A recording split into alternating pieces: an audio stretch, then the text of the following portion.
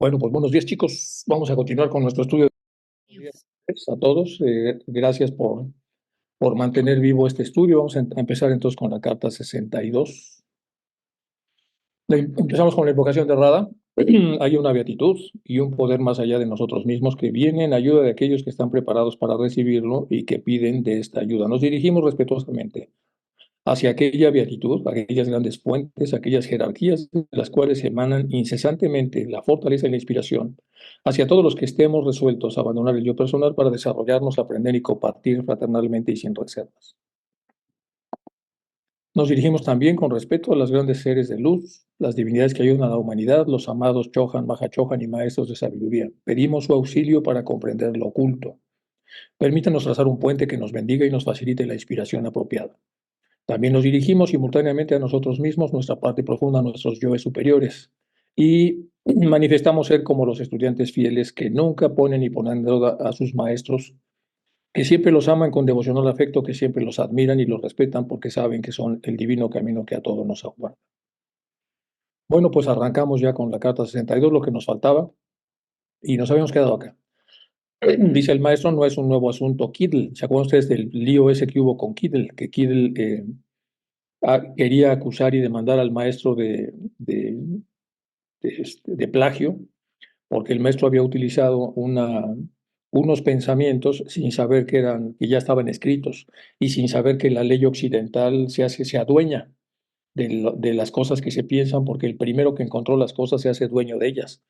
Entonces se armó ahí un lío monumental. Entonces dice, no es nuevo asunto Kidel lo que trato de evitar, ni la crítica dirigida contra mí personalmente, la cual en verdad apenas puede alcanzarme. Tampoco estoy en contra de la crítica que de verdad apenas puede alcanzarme, sino que más bien trato de evitarle a usted, al señor Chinet y a la sociedad, nuevas contrariedades que esta vez serían serias. Está tratando de anticiparse a un problema que va a haber dentro de la sociedad teosófica y por eso está haciendo el comentario de Kit. Perdón, para abreviar, las cartas no fueron escritas para ser publicadas ni para ser comentadas en público, sino para uso privado. Y ni el maestro M ni yo daremos nunca nuestro consentimiento para que se vean manipuladas de esa manera. En cuanto a su primera carta de Dual Cool, ha recibido instrucciones de atenderla. En cosas tan delicadas todavía soy menos competente para aconsejar que para satisfacer a aspirantes a chelas de la clase entonces de, aquí está diciendo LSH.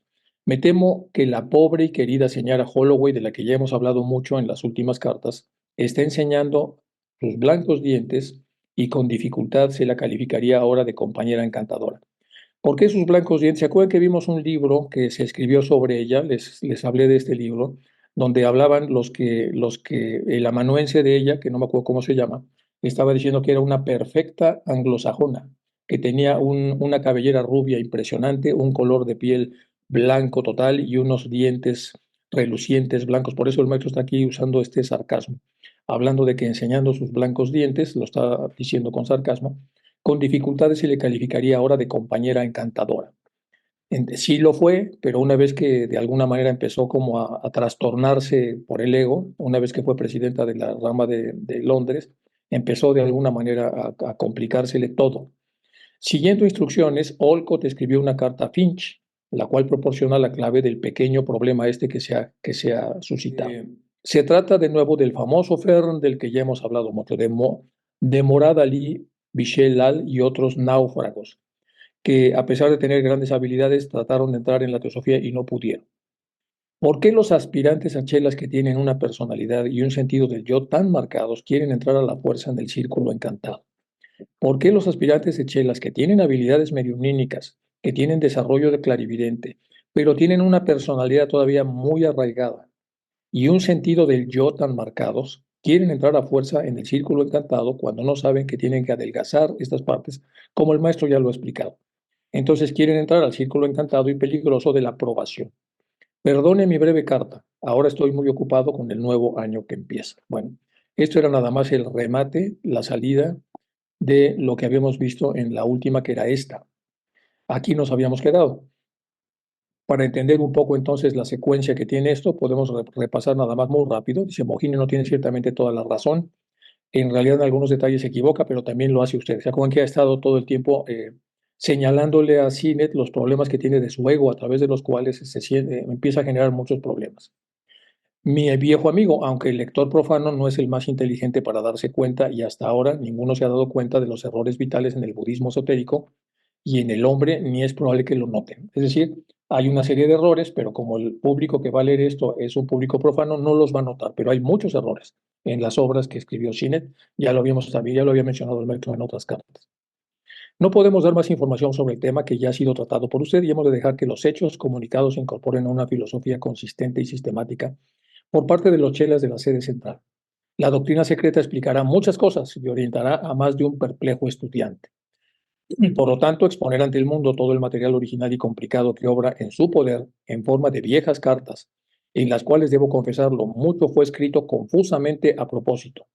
Repito, por lo tanto, exponer ante el mundo que obra en su poder, el de Sinet, en forma de viejas cartas que ha mantenido con nosotros, es decir, con los maestros, en las cuales, debo confesar, o dice el maestro, mucho fue escrito confusamente y además a propósito. Solo haría que la confusión aumentara en los lectores que pueden existir en cualquier parte. Bueno, en vez de las cuales, debo confesarlo, entonces mucho fue hecho confusamente a propósito. Solo haría que la confusión aumentara. En vez de las cuales, debo confesarlo, mucho fue escrito confusamente. De resultar de ello en algún bien para usted y para los demás, solo colocaría en una posición todavía más difícil, atrayendo la crítica sobre las cabezas de los maestros, o sea, de ellos, del que está escribiendo, originándose así una influencia que retardaría el progreso humano y de la sociedad teosófica. Por eso yo protesto con la mayor energía contra su nueva idea de publicar estas cartas. Asumimos que este párrafo es porque Sinet debería haber propuesto quizá en ese momento que se publicaran las cartas para que la gente se enterara de lo que los maestros comparten, y el maestro le dice que no, porque han sido escritas incompletas, adrede y confusamente a propósito, para poder permitir que luego se haga una siguiente explicación ulterior. Bueno, por eso yo protesto con la mayor energía contra su nueva idea. Deje a la doctrina secreta la tarea de vindicarlo. Dice, ya va a haber un libro, o ya está el libro en donde se pueden resolver estas cosas con mucho mayor detalle. ¿Se acuerdan que en esta misma carta le había comentado que, que no tenía orden, porque todo eran respuestas a las preguntas que habían hecho tanto Hume como él? Por lo tanto, que era muy difícil darle una forma a todo esto. Mis cartas no deben ser publicadas en la forma que usted sugiere, sino al contrario. Si usted quisiera evitarle el trabajo a Dual Cool, deberían enviarse copias de algunas al Comité Literario de ADIAR. Repito, si usted quisiera evitarle el trabajo a Dual Cool, entonces habría que enviarlo al Comité Literario de ADIAR, sobre el cual Damodar ya le ha escrito a usted. De manera que, con la ayuda entonces de Chaya, Dual Cool, Subarro y el Comité Secreto, del cual excluimos a propósito a HPB para evitar nuevas suspicacias y calumnias, ellos podrían ser capaces de utilizar la información para la consecución del objetivo por el cual se inició el comité, tal como lo explicó Damodar en la carta que le escribió. Bueno, aquí está entonces hablándose de por qué tenemos las cartas ahora. De eso ya hablamos también en las primeras sesiones, de cómo al final lo que hizo Barker fue darle un poco de orden como compilador de las cartas, y lo que hizo General Hadassah, bueno, fue ponerlas en orden cronológico, pero también de alguna manera para que nosotros podamos entender los mensajes que ahí se daban. Bueno, con eso entonces ya hicimos la explicación de por qué está cerrando la carta el maestro de esta manera. Bueno, este es el famoso incidente Kiddle de que ya habíamos hablado, el 15 de agosto del 80. El señor Kiddle pronunció una conferencia en la convención de Mount Pleasant de Nueva York titulada La perspectiva actual del espiritismo, 1880, en agosto. Ciertos pasajes de esa charla aparecieron en una de las cartas de los Mahatmas recibidos por el señor Sinet, ciertos pasajes de esa conferencia. En 1881, este último publicó su libro, es decir, los maestros hablaron de esto, el señor Kiddle hizo esta presentación el 15 de agosto del 80, y en el 81 Sinet publicó su libro, El Mundo Oculto, en el que gran parte de esa carta se reproducía palabra por palabra. El señor Kiddle leyó el libro y afirmó, le escribió a Sinet a través de su editor, aunque es posible que esta carta no fuera recibida el 1 de septiembre del 83, escribió a Stanton Moses, el famoso Oxon, bueno, el que tenía, ya se acuerdan, hemos hablado mucho también de él. Entonces el editor de Light, de la revista, del 1 de septiembre del 83, acusó al maestro KH de plagio. Sidney respondió de inmediato a esa carta, en la que resultó una gran cantidad de correspondencia, para tratar de excusarse o tratar de saber qué es lo que había pasado. El maestro luego va a explicar qué es lo que sucedió aquí. En primer lugar, los maestros no sabían que los occidentales tuvieran la propiedad de lo que se piensa y se dice como derecho de autor, y por lo tanto él no se sentía que estaba plagiando nada, estaba hablando de ocultismo. Pero por otro lado, visto con la lógica occidental, pues una persona que escribe después una cosa que otra persona ha pronunciado antes, automáticamente entra como si fuera un plagio. Bueno, hay todo un lío aquí enorme al respecto de este sistema.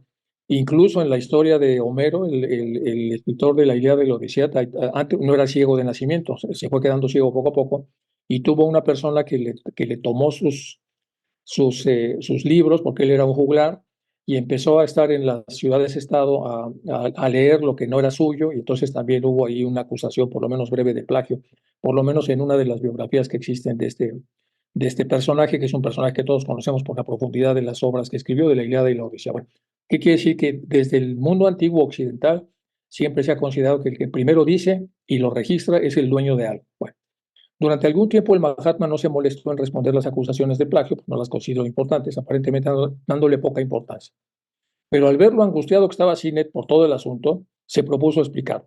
Finalmente el maestro permitió refutar los cargos públicamente sin dar muchas explicaciones, solo basándose en que había usado las oraciones del señor Kiddle, modificándolas para expresar sus propias ideas, y que por lo tanto no estaba plagiando conceptos, sino solamente usando oraciones bien construidas en inglés para satisfacer sus propios propósitos. Habiendo distorsionado las ideas apropiadas y tal como ahora publicadas, desviándolas de su intención original para adaptarlas a su propio propósito muy diferente. Por tales motivos, mi hurto literario no parece muy formidable después de todo. Bueno, él lo explica así. Y explicándolo muy a su manera, dice, tomé las ideas, le cambié la forma en las oraciones y las utilicé de una manera más correcta. Bueno, la señora Blavatsky publicó en The Theosophist una editorial titulada Tenemos que arriar la bandera de la tregua, argumentando estas líneas varias cosas. Pero en una de sus cartas el maestro explicó al señor Sinet cómo sucedió esto, aunque le pidió al inglés que se guardara la explicación para él y para algunos otros teósofos. Y escribió porque Sinet quería saber qué fue lo que pasó. Entonces dice, unos 2 meses antes había dirigido mi atención al gran movimiento anual de acampadas de estos últimos, los espiritistas americanos, es decir, le atrajo la atención al maestro lo que iba a pasar ahí, en varias direcciones, entre otras hacia Lake Mount Pleasant. Algunas de las curiosas ideas y frases que representaban las esperanzas y aspiraciones generales de los espiritistas americanos quedaron impresas en mi memoria. Al entrar a ver qué es lo que iban a decir ellos, al entrar allí, pues vio más o menos cómo andaba el tema en los espiritistas americanos. Y solo recordaba estas ideas y frases separadas y se las guardé ahí en mi mente, muy separadas de las personalidades de quienes las albergaban o las pronunciaban o las irían a pronunciar. De ahí mi total ignorancia sobre el conferenciante al que aparentemente defraudé inocentemente y que ahora levanta tanto alboroto. El caso se volvió más confuso porque la carta precipitada por un chela joven e inexperto omitió algunos pasajes donde el maestro hacía más explícita su referencia de las ideas de los espiritistas americanas. Es decir, el chela que utilizaron para precipitar la carta, donde la carta que iba a utilizar posteriormente Sinet para ponerla en el libro y que fue la acusación de plagio, este, este, este chela no puso bien, no hizo bien la precipitación y omitió pasajes donde el maestro explicaba entonces lo que había sucedido.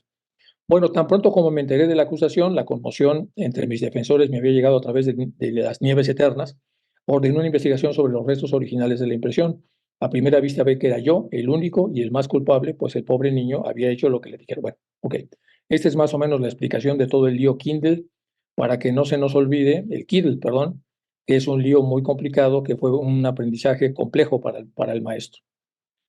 Vamos a pasarnos ahora a la carta 64. En la carta 64 voy a hacer un resumen de cosas que hay que revisar de la carta 10 y de algunas otras cosas de Annie Besant para ponernos un poco en el contexto de todo lo que hemos visto anteriormente. Yo creo que lo voy a hacer como arranque de la próxima sesión y más bien me voy a pasar ya a la carta 64 para poderla presentar. Entonces aquí viene el repaso, no lo vamos a ver, lo voy a brincar todo esto porque lo vamos a ver al inicio de la próxima sesión para que podamos ir sobre la carta que sigue. Todo esto es un repaso de lo anterior que quiero que revisemos porque tiene mucho sentido lo que hemos visto con algunas cosas que se dijeron posteriormente a las cartas. Bueno, vamos con la carta 64. Recibida en Londres, verano de 1884. Y la próxima, después de esta carta 64, vamos a hacer el repaso. Dice, estrictamente reservada, dice, excepto para Mohini y para FA. Mi querido buen amigo, dice, esta no es una respuesta a su última carta, dice el maestro. La que me dirigió a través de Mohini no fue nunca escrita por usted. En realidad fue escrita por alguien que en ese momento estaba por completo bajo la influencia de una criatura de Atabada. El pecado del yo que en el universo se ve reflejado como un espejo, su querido rostro. Y solo el de ella, en cada una de cuyas palabras él confiaba, entonces implícitamente, posiblemente, esto es hasta cierto punto una justificación, porque desde nuestro lugar no llegó ninguna intervención a medias esperada, ninguna palabra de aviso. De ahí que no haya ninguna respuesta para ello, pues más bien preferimos pasar la página. Bueno, esa es la, otra vez sigue habiendo problemas de incomprensiones y complicaciones de entendimiento entre la fuerte cultura inglesa de los dos que recibían las cartas, más la intervención de los hechiceros negros que se metieron en la cabeza de Hume, más todas las complicaciones que había alrededor, más las dificultades de los maestros para bajar y poder entrar entonces en lo que sus estudiantes querían conocer sin que esto fuese violatorio de las cosas que no se deben dar a conocer. Entonces esto es un collage muy complejo en el cual se cometieron muchos errores. A. ¿Por cuánto tiempo aún los misterios del estado del Chela han de abrumar y desviar el sendero de la verdad, tanto al sabio y perspicaz como al tonto y al crédulo? Repito, ¿cuánto tiempo aún los misterios del estado del Chela han de abrumar y desviar del sendero de la verdad, tanto al sabio y al perspicaz como al tonto y al crédulo? ¿Cuán pocos de los muchos peregrinos que tienen que empezar sin carta, sin compás de navegación en este ilimitado océano del ocultismo alcanzan la tierra deseada? ¿Cuán pocos de los muchos peregrinos llegan? Es lo que está diciendo. Créame, fiel amigo, que nada que no sea una completa confianza en nosotros, en nuestros buenos motivos, sino en nuestra sabiduría, en nuestra prudencia, sino en nuestra omnisciencia, lo cual no se va a encontrar en esta tierra, puede ayudarle a uno a cruzar desde su propia tierra de sueños y ficciones hasta nuestra tierra de verdad, la región de la firme realidad de los hechos. Vamos a repetirlo porque es importante lo que dice el maestro aquí. ¿Por cuánto tiempo aún los misterios del estado del chelado han de abrumar y desviar del sendero de la verdad, tanto al sabio, que empieza a ver los misterios y las complicaciones, y al perspicaz, al atrevido, como al tonto y al crédulo, al ingenuo? O sea, aquí está poniendo cuatro categorías: el sabio, el perspicaz, el tonto y el crédulo. Todos ellos, entonces, de alguna manera se van a ser abrumados, y una vez abrumados, se pueden desviar del sendero de la verdad, es lo que está diciendo el maestro. ¿Cuán pocos de los muchos peregrinos que tienen que empezar sin carta de navegación y sin compás en este limitado océano del ocultismo, ilimitado océano del ocultismo, alcanzan la tierra deseada? Porque entran muchos y acaban muy pocos. Créame, fiel amigo, que nada que no sea una completa confianza en nosotros. Aquí vienen las características y los requisitos. Créame, ¿qué se necesita? Una completa confianza en nosotros, completa. No está hablando de alta o de muy alta, está hablando de completa confianza en nosotros. Por eso la introducción y la invocación esta que escribí habla de que confiamos plenamente y queremos seguir confiando y no tenemos la más mínima mota de duda. Completa confianza en nosotros. 2, en que tenemos buenos motivos. 3, en nuestra sabiduría. 4, en nuestra prudencia. Bueno, lo cual no se va a encontrar en esta tierra, comenta, puede ayudarle a uno a cruzar desde su propia tierra de sueños y ficciones, la tierra mayábica, hasta la tierra de la verdad, la región de la firme realidad de los hechos. Si no estamos listos con eso, no vamos a poder cruzar. Repito entonces, completa confianza, confianza en los buenos motivos, confianza en la sabiduría, es decir, que hay la verdad y la forma de aplicarla, en la prudencia que se tiene para decir las cosas que se dicen.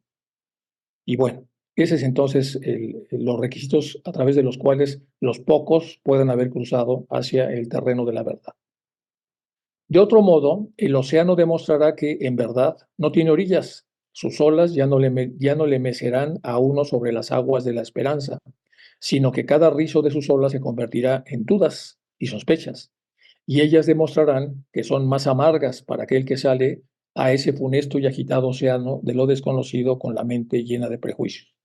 Repito, si no se siguen esas características que el maestro ya ha mencionado, de otro modo, el océano que hay que cruzar, que en verdad no tiene orillas, Sus olas ya no le mecerán a uno sobre las aguas de la esperanza.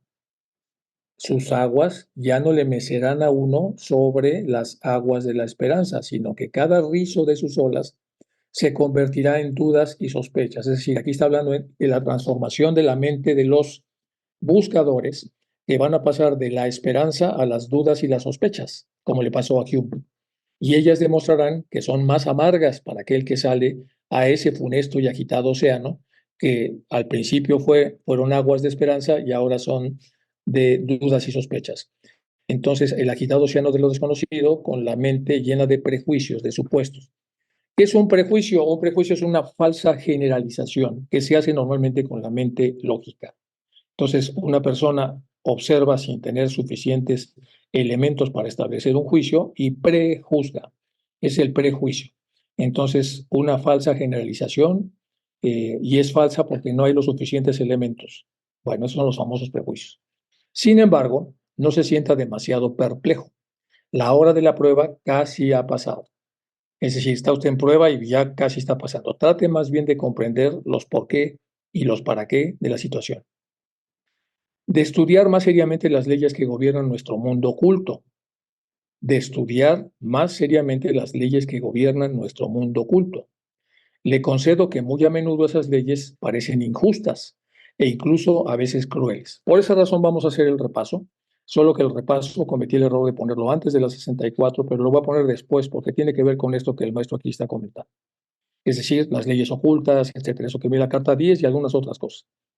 Pero se debe al hecho de que ellas no están destinadas ni a la inmediata reparación de las injusticias, ni a ayudar directamente a aquellos que ofrecen, sin reflexionar, su fidelidad a los legisladores. Vamos a repetir entonces los dos últimos párrafos pequeños. Sin embargo, no se sienta demasiado perplejo. La hora de la prueba casi ha pasado. Trate más bien de comprender los porqués. O sea, por qué es que las cosas son así para los chelas. Y los para qué es. ¿Para qué se hacen las cosas así para los chelas? Trate de bucear en esto, en los porqués y los para qué. De estudiar más seriamente las leyes que gobiernan nuestro mundo oculto, las leyes que gobiernan el mundo oculto.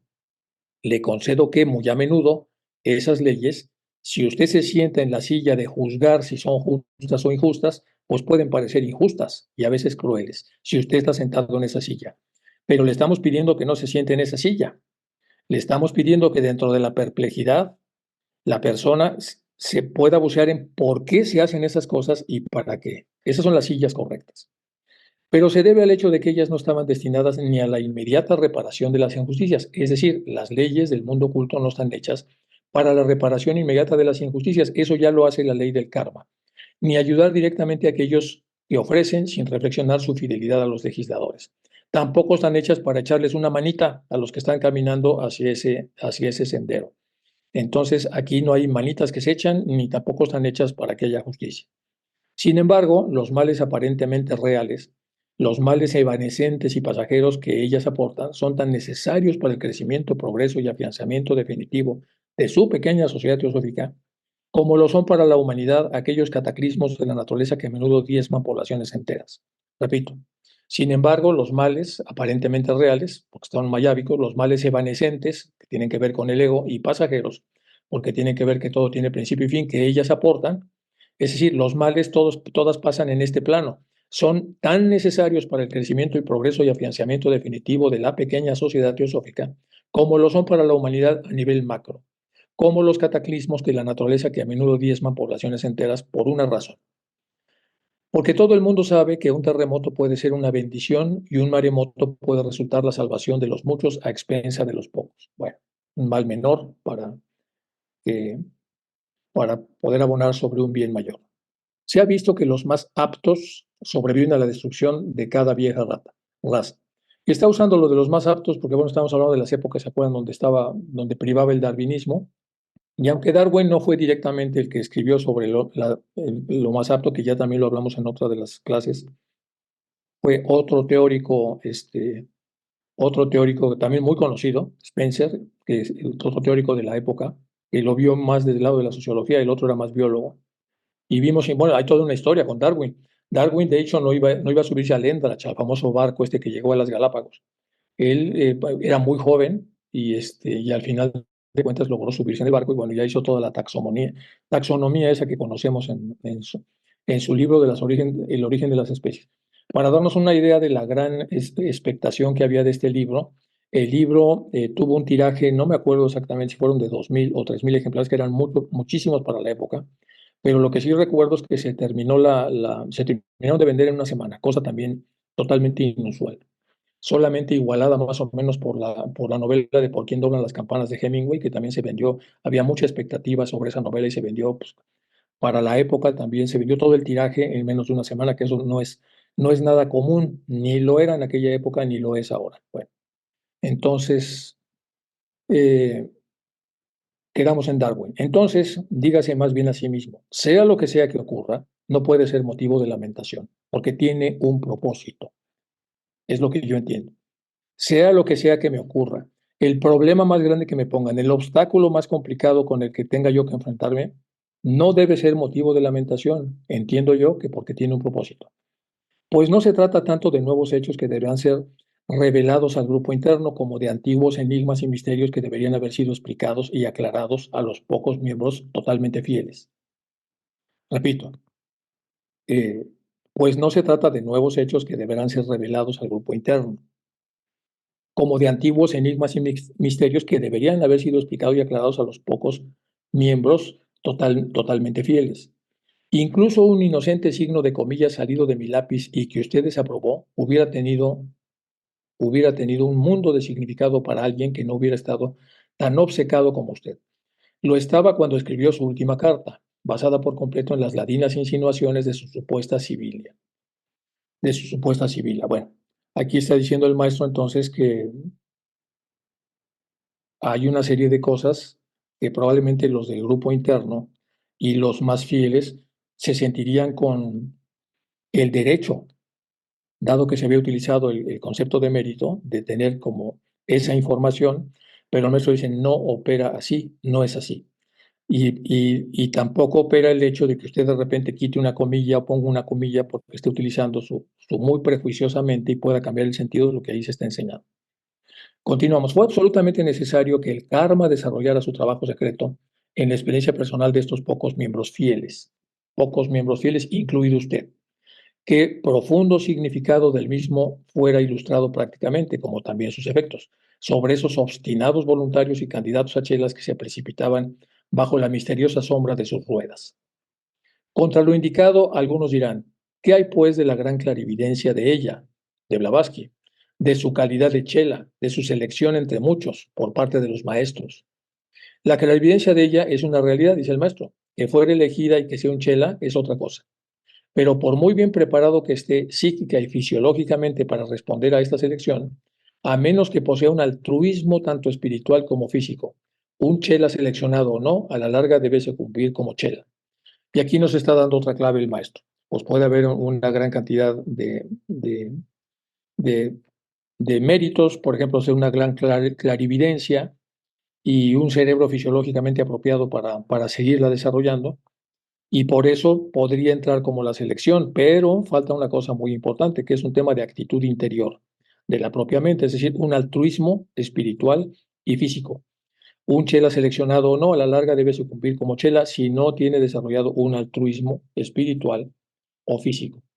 ¿Y qué es el altruismo, tanto espiritual como físico? Ya lo comentaremos dentro de un momento, vamos a dejarlo momentáneamente allí. Lo vamos a responder una vez que entremos en la parte de los repasos. Vamos a hablar un poco del altruismo del que está hablando aquí el maestro, o sea, cómo se vive un altruismo espiritual y cómo se vive un altruismo físico. El personalismo, que tiene que ver con la personalidad, el poner a la persona por delante como parte de nuestra propia idiosincrasia y nuestra propia presentación ante el mundo que nos rodea. Entonces el personalismo, el considerarnos el centro de todo lo que hacemos y tratar de encontrar la resonancia necesaria para ubicarnos en el centro de los estímulos de las personas que nos perciben. Bueno, ese es el personalismo. La vanidad y el engreimiento, que son síntomas del narcisismo que posteriormente desarrollarían los psicopatólogos.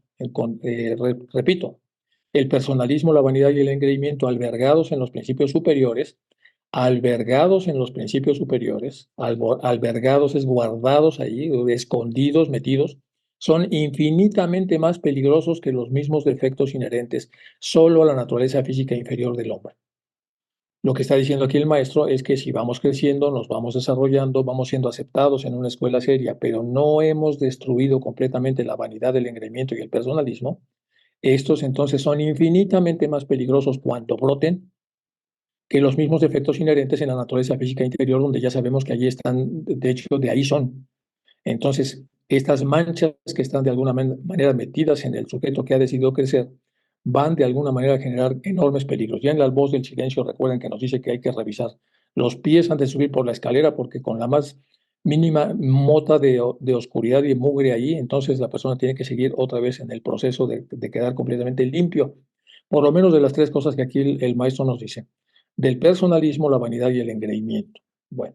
Y el engreimiento se da pues cuando una persona, es más fácil verlo cuando la persona tiene poder de cualquier tipo, económico, de conocimiento, físico o lo que fuere. Bueno, ok, en la etapa de aprobación será pedazos con su seguridad. Esas son los rompientes contra los cuales causa del Chela en su etapa de aprobación.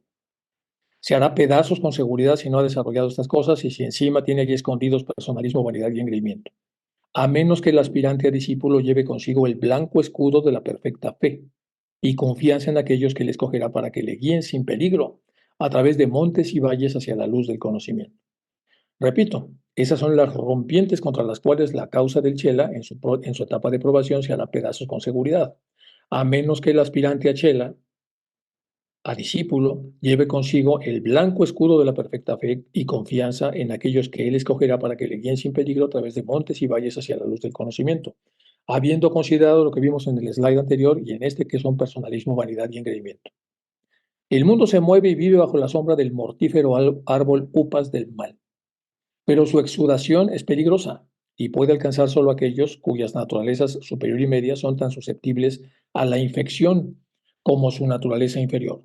Sus semillas venenosas solamente pueden germinar en un suelo apto y bien preparado. Repito, el mundo se mueve y vive bajo la sombra del mortífero árbol upas del mal, pero su exudación, lo que exuda el árbol, es peligrosa y puede alcanzar solo aquellos cuyas naturalezas superior y media son susceptibles a la infección. No están totalmente limpias. Para terminar la susceptibilidad, entonces tiene que haber el más mínimo atrayente. Y los atrayentes de la oscuridad son la oscuridad no trabajada en una persona. Por eso en el párrafo anterior está hablando de que hay que acabar con esas cosas. Entonces, cuando hay cierta susceptibilidad que proviene de una posible infección por la supuración que hace el árbol, la exudación, entonces ahí viene otra prueba. Entonces, sus semillas venenosas solamente pueden germinar en un suelo apto y bien preparado. Es exactamente lo que tiene que trabajar el adepto y el chela para que no exista la más mínima mala hierba en donde esto pueda salirse de control y esto empiece a desarrollarse. Esto Harold Kushner también lo menciona en su libro ese famoso de When Bad Things Happen to Good People. Tiene una parte donde habla de que no puede uno dejar la más mínima mala hierba y dice no puede uno jugar con un trocito de mentira sin perder su derecho a la verdad. No puede uno jugar con, etcétera. Hace un juego de palabras muy bonito hablando prácticamente de lo mismo. Obviamente es un rabino judío mucho más contemporáneo, pero está hablando de algo similar en un lenguaje más moderno. Tenga presentes los casos de Fern, Morad Ali, Michel Lal, el buen amigo recuerde lo que ha aprendido. El conjunto de pecados y flaquezas humanas se distribuyen a lo largo de la vida del hombre que se contenta con ser un mortal común. Acuérdense todo lo que le pasó al famoso Fern. De alguna manera fue haciendo travesuras, fue haciendo cosas, fue metiendo su cuchara, fue engañando, fue etcétera, a pesar de tener entonces enormes cualidades. Y entonces, pues obviamente fue rechazado. Entonces, el conjunto de pecados y flaquezas humanas se distribuye a lo largo de la vida del hombre que se contenta con ser un mortal común.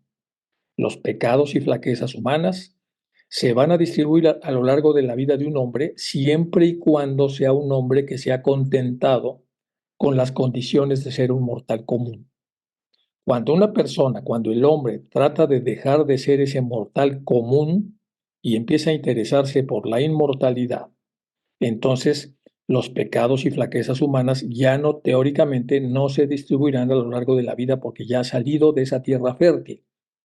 La tierra fértil que nos hace propicios a ser envenenados por este árbol tiene que ver con no salir por apego del estatus de vivir una vida común, una persona mortal común y corriente. Bueno, se acumula y se concentra, por así decirlo, durante un solo periodo de la vida de un chela.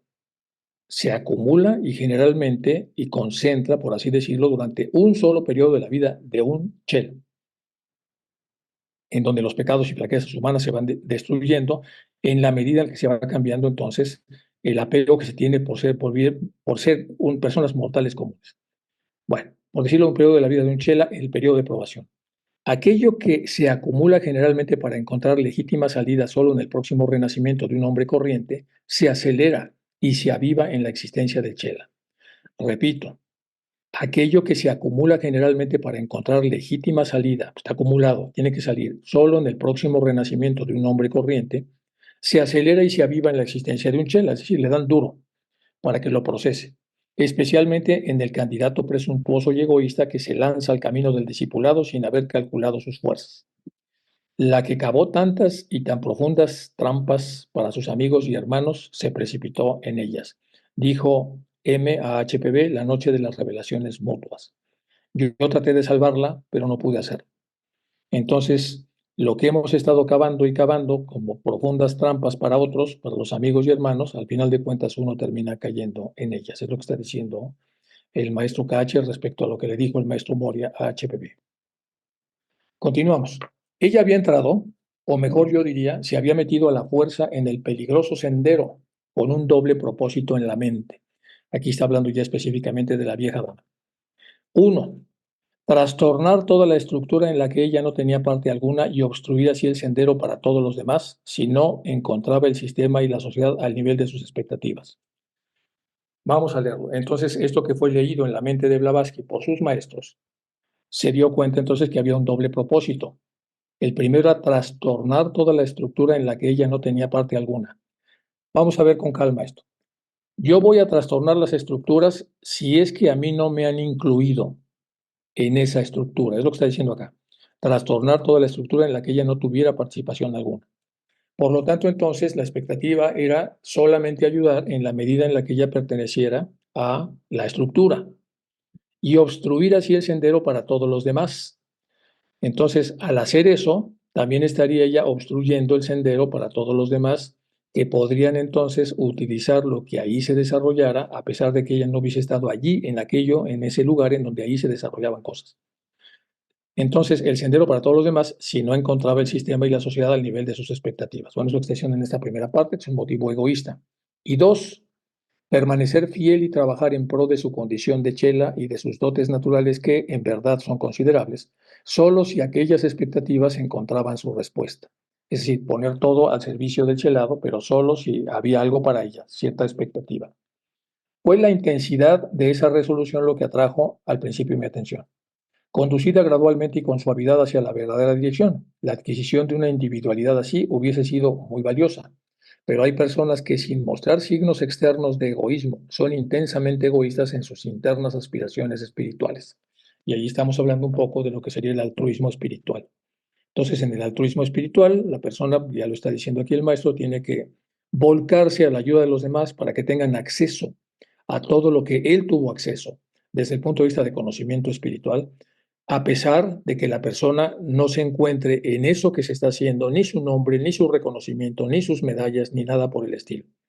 Entonces, tiene uno que extirpar las últimas semillas de egoísmo para ser entonces un completo altruista, es decir, un facilitador, que no requiere que se le haga ningún homenaje, que no requiere que pase a la posteridad su nombre, que ya ha salido de eso y está ahora solamente como un recurso de la naturaleza, como lo hace el árbol 577b, que le da igual si lees el 577z o el 577a, al final de cuentas es un árbol dentro de la jerarquía de árboles que ayuda a cubrir de un chaparrón a un sabio que se encuentra ahí a la mitad del Tíbet o en la mitad del Himalaya. Bueno, y yo fui el árbol que cubrió a Lao Tse cuando ibas, bueno, entonces esa individuación debe quedar totalmente destruida, es lo que está diciendo el maestro. Bueno, fue la intensidad de esa resolución lo que atrajo al principio mi atención, conducida gradualmente y suavidad hacia la verdadera dirección. La adquisición de una individualidad así hubiera sido muy valiosa. pero hay personas que sin mostrar signos externos de egoísmo, aunque no se les note, son egoístas ahí en lo oscurito, en sus internas aspiraciones espirituales. Bueno, estos seres seguirán el sendero una vez escogido por ellos con sus ojos cerrados a los intereses de todos menos de los de ellos mismos. Estos seres seguirán el sendero una vez escogida por ellos con los ojos cerrados a los intereses de todos. O sea, cierro mis ojos a los intereses tuyos que estás enfrente de mí. Entonces, cerrando los ojos, con los ojos cerrados a los intereses de todos, menos a los de ellos mismos. Aquí los intereses que privan son los míos, no los de los demás. Y no verán nada fuera del estrecho camino que han llenado con su propia personalidad. Serán ciegos para ver entonces los errores propios. Y aquí viene el famoso tema del autoconocimiento. Están tan intensamente absortos en la contemplación de su supuesta rectitud que nunca les parecería bien nada que esté fuera del foco de su propia visión, distorsionada por la autocomplacencia de ellos mismos y de su juicio sobre lo que está bien y lo que está mal. La autocomplacencia es eso, ser muy complaciente con los defectos propios y plantear las cosas en donde uno nunca tiene la culpa de nada y plantearlas de una manera donde pareciera como que racionalmente es así, cuando en realidad la persona tiene mucho de culpa allí y lo que tendría que hacer es enfrentarla y verla. Entonces, en la autoconciencia se hace se hace un choque frontal contra los fallos que tenemos para que la persona pueda arreglarlos. Hay una persona así, es nuestra nueva mutua amiga LCH. Lo recto en ti es de baja ley y lo engañan a los que se aman a sí mismos. Y a los demás los aman solo en proporción a los beneficios que les reportan, aunque esos beneficios sean también no materiales, sino puramente espirituales. La última frase que dice el maestro va sobre lo mismo. Lo recto en ti es de baja ley, en el otro, porque me hace sombra. Lo equivocado es una maldición, dijo nuestro Señor el Buda refiriéndose a seres como ella. Lo equivocado es una maldición, dijo el señor Buda refiriéndose a seres como ella, porque el bien y el mal engañan a los que se aman a sí mismos. El bien y el mal engañan a los que se aman a sí mismos. Y a los demás los aman solo en proporción a los beneficios que les reportan, a lo útiles que pueden ser, aunque estos beneficios sean puramente espirituales, ya no digamos materiales, sino también que sean espirituales. Bueno, pues muy fuerte lo que está aquí comentando el maestro. En el caso de esta carta no he querido especular nada. Voy leyendo textualmente lo que va diciendo el maestro para no salirme un poco del hilo, porque creo que es muy importante todo lo que está diciendo. Aquí está hablando entonces de temas de egoísmo que no están resueltos, en el que aspira a ser Chela. Está hablando de frases de Lord Buda y está de alguna manera hablando con milimétricamente cuidadoso respecto a cómo, aunque no nos demos cuenta, seguimos pensando más en nosotros que en el prójimo y por lo tanto no vivimos el ideal del altruismo completo. Bueno, continuamos.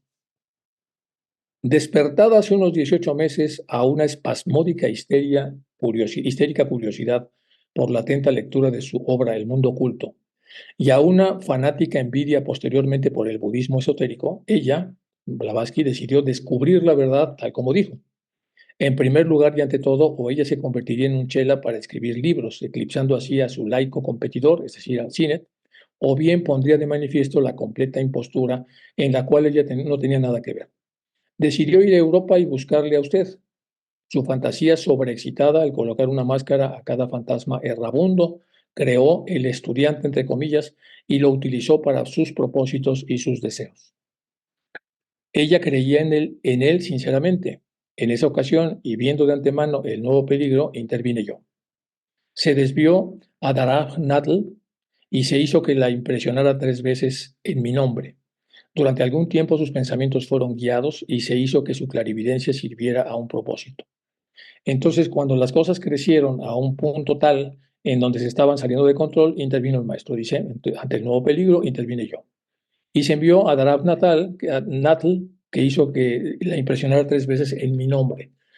Durante algún tiempo sus pensamientos fueron guiados y se hizo que su clarividencia sirviera a un propósito. Es decir, la, la intervinieron para que ya no siguiera creciendo el defecto que ella tenía y empezase poco a poco a experimentar la forma correcta de hacer las cosas. Si sus sinceras aspiraciones hubieran vencido la intensa personalidad de su yo inferior, yo hubiera proporcionado a la Sociedad Teosófica una excelente ayuda y una colaboradora. La pobre mujer es buena y moral por naturaleza, pero esa misma pureza es de una clase tan estrecha, de un carácter tan presbiteriano, si se me permite utilizar esa palabra, que la incapacita para verla reflejada en cualquier otra cosa que no sea su propio yo. Solo ella es buena y pura, todos los demás deben ser y serán sospechosos. Se le ofreció un gran don, su díscolo espíritu no le permitiría aceptar a nadie que no se adaptara a su propio modelo. Vamos a repasar rápidamente lo que fue lo que yo les había buscado de la señora. Esta es la famosa señora y escribió el libro The Perfect Way, The Finding of Christ. Y esto no lo habíamos leído, pero ahora ya viene a colación leer.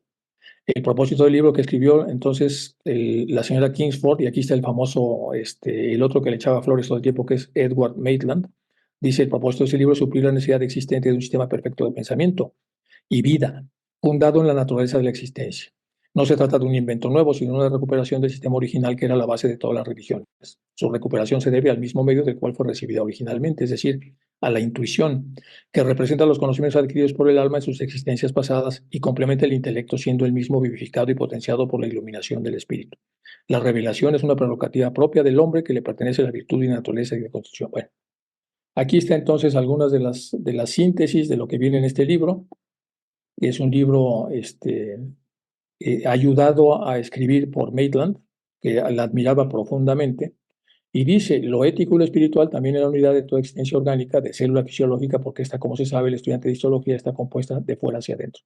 Recordemos que es la primera mujer que había salido como médico de una universidad, y por lo tanto entonces era una mujer, sí, muy preparada, muy preparada, pero al final se le complicó todo el asunto y terminó la sociedad, la rama de Londres dividida por los pleitos que hubo ahí, y ahí ya le jalaron las orejas a Sinet al decir que cuánto tuvo que ver él con ese sistema de la división y por lo tanto con los problemas que aquí se generaron eh, en relación a lo que el maestro está aquí hablando. Bueno, entonces, la pobre mujer es buena y moral por naturaleza, pero esa misma pureza es de una clase tan estrecha y de un carácter tan presbiteriano, si se me permite utilizar esa palabra, que la incapacita para verla reflejada en cualquier otra cosa que no sea su propio yo.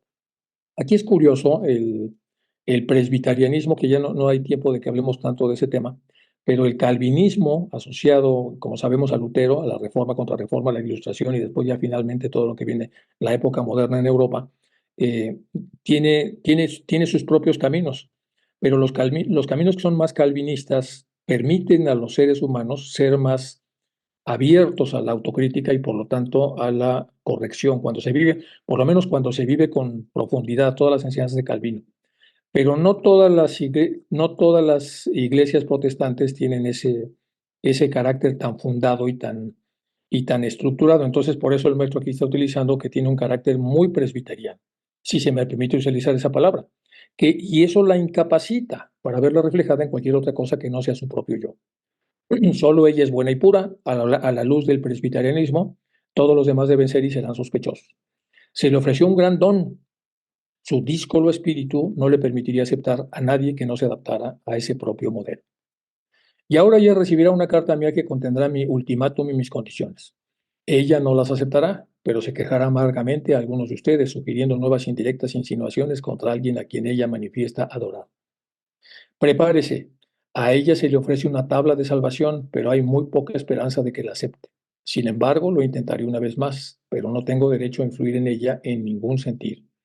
Si usted quiere aceptar mi consejo, absténgase de cualquier correspondencia con ella hasta que se presente algún acontecimiento nuevo que lo amerite. Trate de salvar a Mann, vigilándolo con Mohini y borrando de él las pretendidas inspiraciones y dictados del estudiante. Habiendo tenido además un objetivo y un propósito en mente, tuve que dejarla con su propia ilusión de que este nuevo libro estaría escrito con la intención de corregir los errores, el del budismo esotérico. De destruirlo era el verdadero pensamiento, y fue solo en la víspera de su partida cuando le ordené a Upasika, Madame Blavatsky, que cuidara de Mohini, que expulgara de él cuidadosamente todos los pasajes inconvenientes. Vamos a repetir esta última parte. Traté de salvar a Man vigilándolo con Mohini. y borrando de él las pretendidas inspiraciones citadas en el estudiante.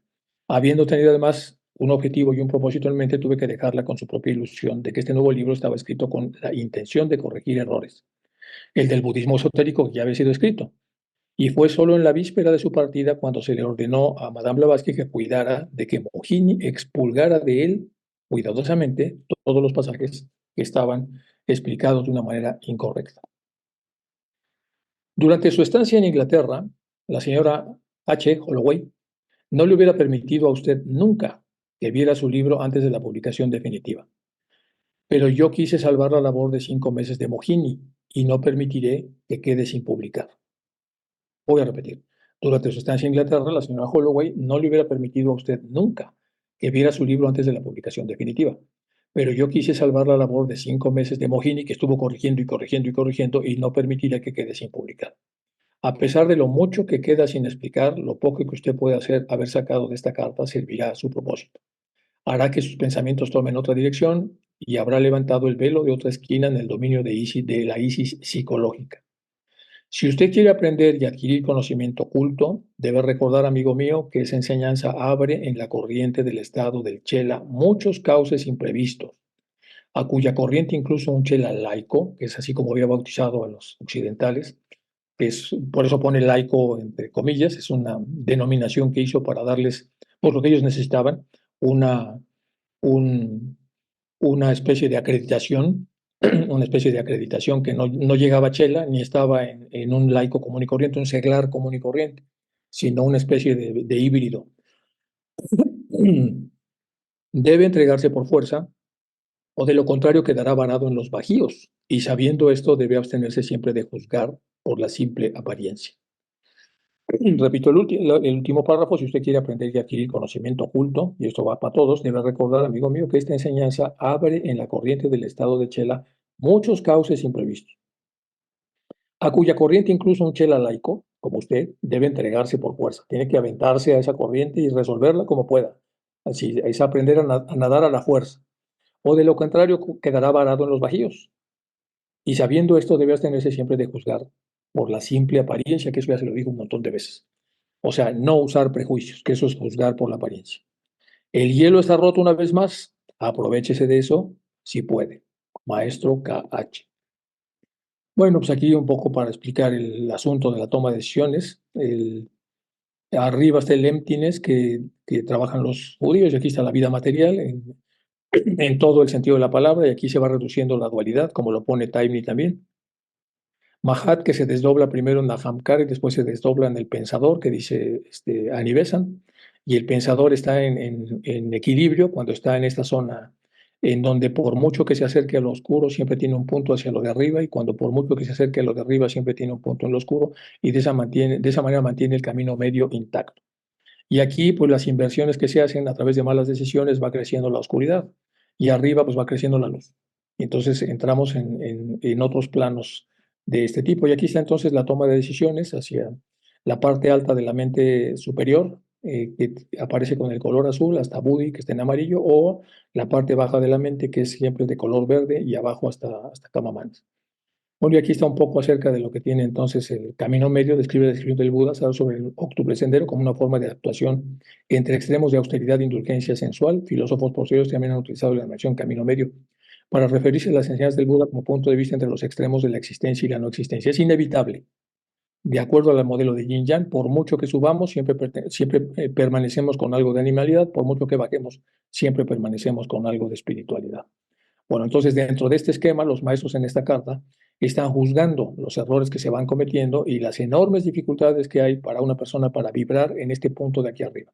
Es el punto previo a la zona divina, en donde están razonablemente controlados los defectos, y se tiene un control enorme por parte del pensador, sabiendo que pueden brotar, ha renunciado a ellos, no a entender que están dentro de él, pero sí a encender cualquier mínima chispa que pueda entonces funcionar de esa naturaleza. Entonces hay un tipo de vida monástica que se debe llevar, donde no hay muy pocas cosas a las que apegarse, y por lo tanto también con la dieta, con la oración, con la meditación, y entonces hay un gran presupuesto de vida que se dedica a poder vibrar en esta zona. Los chelas laicos, como les llama él, pues tienen familia y todo, entonces no pueden estar aquí, pero sí pueden estar en la segunda o en la tercera, en el tercer aspecto. Siempre hay que ver cuál es lo más alto que puede alguien vibrar en función de las obligaciones que tiene en la encarnación. Y de ese máximo al que podría estar, hay que ver entonces qué cosas tiene que hacer si quiere vibrar más alto, etcétera, etcétera. Bueno, eso se refiere entonces este esquema.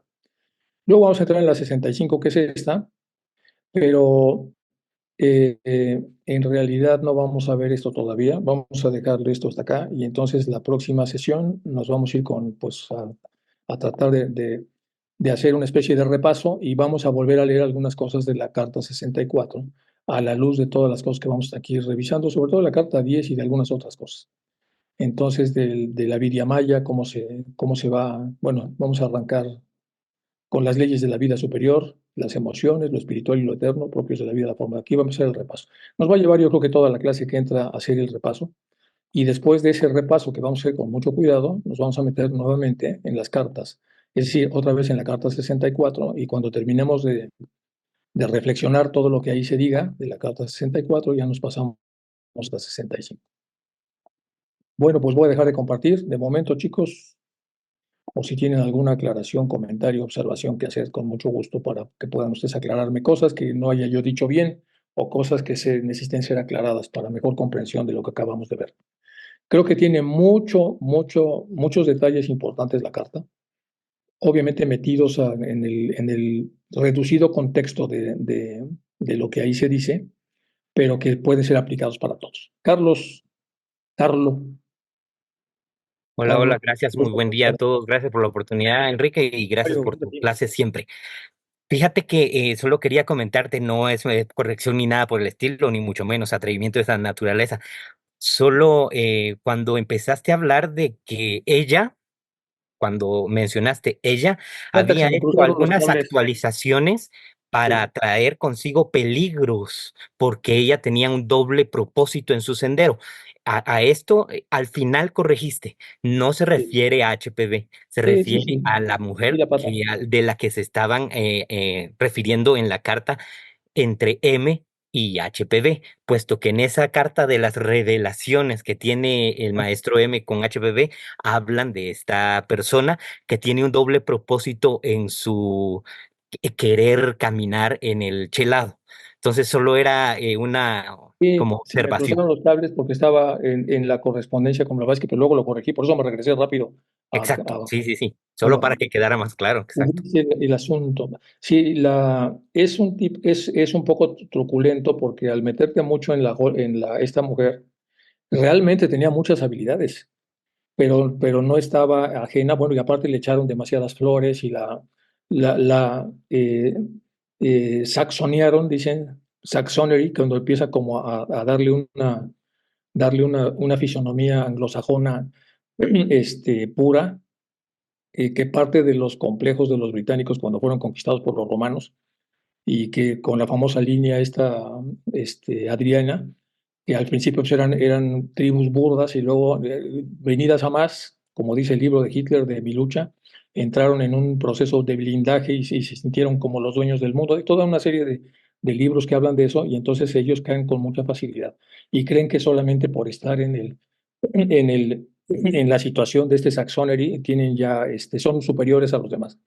Y esto le hizo daño y se le hizo daño a través de su ayudante, creo yo, estoy especulando. Y entonces tantas flores le echaron que al rato ya la mujer se salió del canal.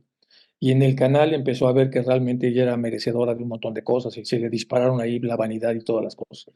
Y los maestros estaban observando y pues lamentaron mucho que no tuviera que no hubiera, que hubiera tenido ese terreno fértil que había dejado. Y por eso hablé un poco de Harold Kushner, porque Harold Kushner habla mucho de eso, de cómo no tiene uno que tener el jardín impecable, el jardín interior, porque si deja cualquier semilla mala y lo que sea, pues hay una hierbita y al rato se hace una cosa espantosa. Pero sí, sí, qué bueno porque que lo estás mencionando.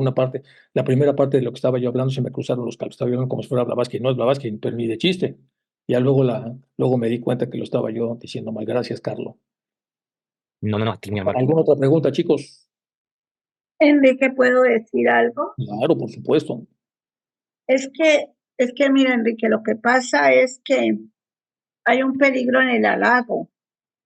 y para todos, no solo para los chelas, para todo ser humano. Cuando te halagan demasiado, entonces empieza a salir ese orgullo, digamos un orgullo espiritual que se cree superior al otro porque tiene algún poder, alguna cosa. Es por eso que tanto las como los maestros dicen que mejor no se pida el chelado, esperar a la purificación, porque cuando una persona entra en el chelado, ya ha aceptado toda la, digamos, la suciedad que tiene uno interna de vidas anteriores y de personalidad, sale a flote, va saliendo poco a poco. Y si él no es fuerte y no ha empezado las purificaciones necesarias, allí es cuando ocurre todo eso. El egoísmo se acentúa más, el orgullo personal, el espiritual se acentúa más, las envidias, los rencores, todo eso sale a flote. Entonces es por eso que primero que todo tenemos que cuidar nuestra personalidad, ir mejorando la personalidad y el alma para poder aspirar al sendero del discipulado. No es fácil el discipulado. Y eso es lo que los maestros entre líneas van explicando, poniendo de ejemplo ciertos personajes de esa época en que y cayeron, como se dice, ¿no? Entre comillas. Claro, se puede uno volver a levantar, eso es verdad, pero hay que cuidarse mucho de todos esos enemigos internos que tiene uno. Eso era todo. Gracias, Enrique. Sí, sí, es verdad.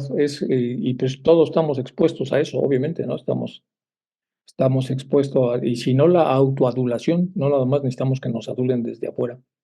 También eh, las autoadulaciones hacen mucho daño para los esquemas narcisistas y sí, pues, se activan cosas ahí que estaban dormidas y que eran un caldo de cultivo, como dicen los maestros, y al rato pues ya es muy difícil sacarlos. Bruno Bettelheim explica muy bien cómo se da esto, tiene un esquema muy bonito porque ese hombre es muy brillante y tiene varios libros, uno de sus libros es Cambio Social y Prejuicio y lo explica para mí clarísimo. Dice que todos los seres humanos estamos en un círculo concéntrico y estamos todos metidos ahí.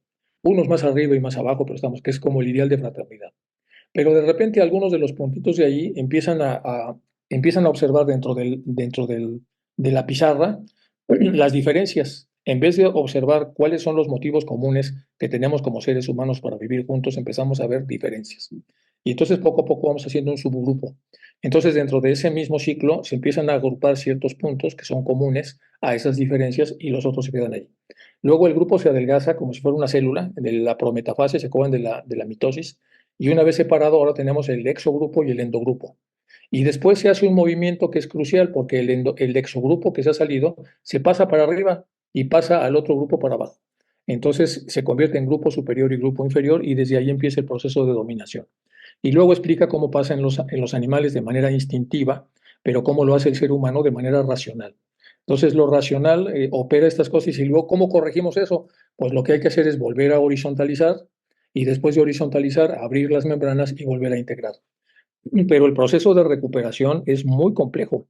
Obviamente Bruno Bettelheim ya se murió, tiene libros hermosos, pero creo que es el modelo más importante. Ahora que he estado buceando mucho en la idea de cómo construir un modelo de fraternidad que tanto trabajo nos cuesta, yo creo que el autor indicado es Bruno Bettelheim. Y habría que hacerlo junto con las cosas que dicen los maestros, porque también tienen muchas claves allí, y para ver los rasgos que hay que trabajar o adelgazar, y luego tratar de otra vez volver a horizontalizar y volver a compenetrarse, y tener una variabilidad normal, una especie de entropía razonable. Es decir, un grado de variabilidad que no ponga en riesgo a la fraternidad, en donde hay gentes más inteligentes, menos inteligentes, más dadivosas, menos dadivosas, más altruistas, pero todos de alguna manera funcionan como una familia, están en un trazo con cierta horizontalidad. El problema es cuando viene ya la decisión y cuando esto se voltea. Y del grupo de arriba viene todavía un grupo todavía superior, y entonces ya el caos que hemos hecho de la sociedad de los occidentales es muy complicado. Y no son los occidentales de la época griega, esos son los occidentales después de la reforma de Lutero.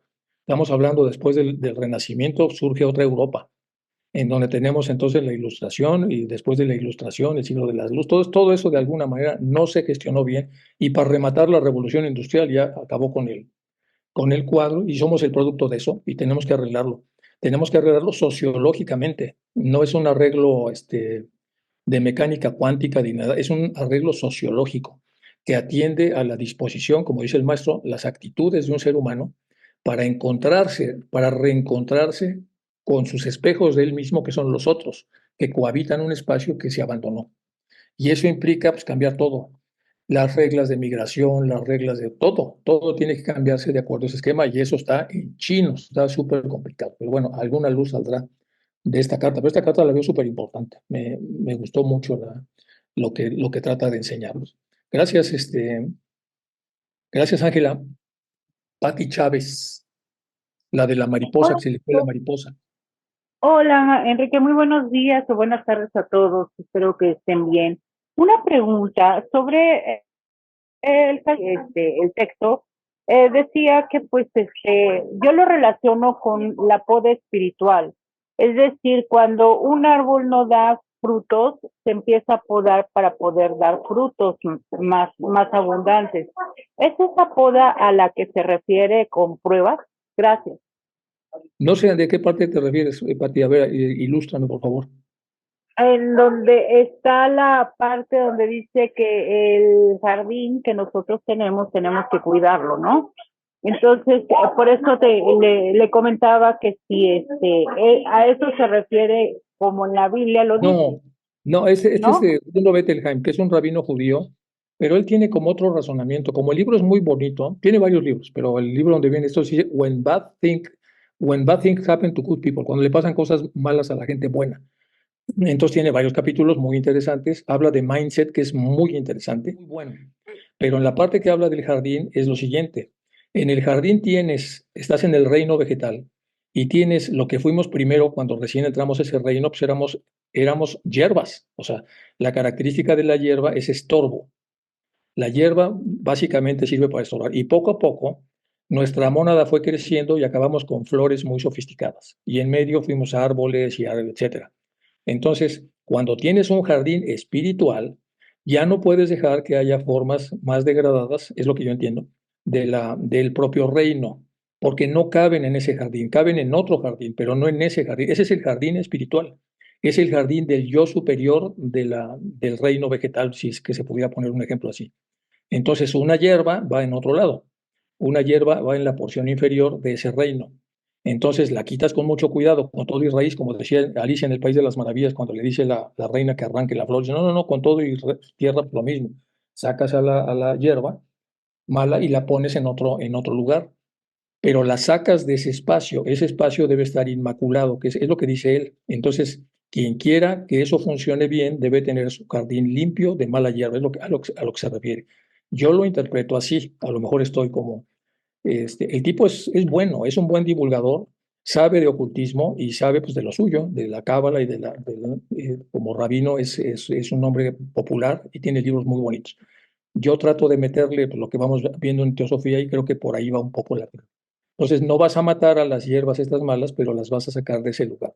Así como una flor de narciso o una flor muy sofisticada tampoco tendría lugar en la parte más primitiva, donde las mónadas apenas están empezando a trabajar y están empezando a empujar su sistema evolutivo para poder habilitar varias formas de la existencia vegetal antes de llegar a las formas más sofisticadas. Es como lo veo, no sé si con eso te contesto un poco, Pati. Sí, muchísimas gracias, Enrique. Buenas Pero era tardes. Harold Kushner, no era el maestro, ¿no? Era Harold Kushner el que estaba hablando. Y siempre como meto estas cosas de repente, y a pesar de que ahora traté de no meter nada para no salirme, de todos modos me salí un poquito. Pero bueno, la idea es aclarar y regresar. Nos vemos la próxima semana. Que les vaya muy bien. Gracias. Gracias.